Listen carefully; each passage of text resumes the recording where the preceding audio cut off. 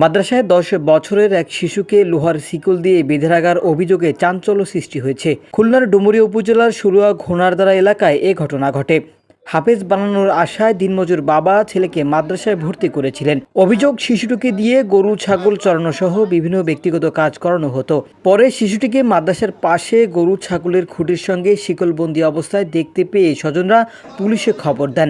Police শিশুটিকে উদ্ধার করে অভিযুক্ত শিক্ষককে গ্রেফতার করেছে। এ ঘটনায় শিশু আইনে মামলা হয়েছে।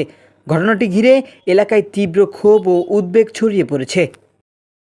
হঠাৎ করে আমরা দেখতে পারি যে ষোলুয়া গুনারদারা থেকে কিছু লোকজন এই একটি বাচ্চাকে নিয়ে আসছে এবং তার পায়ে শিকলি দিয়ে বাঁধা বড় একটা বাঁশের সঙ্গে।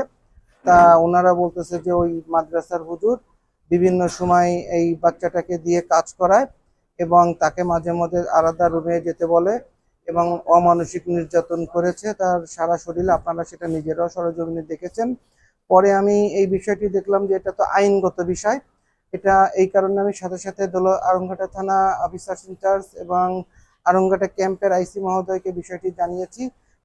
জি, আসলে যে আমরা যে আজকে অনাকাঙ্ক্ষিত ঘটনা দেখলাম, এটা আমাদের মধ্যযুগে হার মানিয়েছে। যে আসলে ধরেন আমাদের যে সন্তান, আমরা ধর্মীয় যে প্রতিষ্ঠানে আমরা পাঠায়ে আমাদের পিতামাতারা মানে নির্বিঘ্নে থাকবো। আসলে এ থেকে আমরা শিক্ষা নেওয়া উচিত যে আমাদের ছেলেমেয়েরা আমরা কোথায় দিচ্ছি।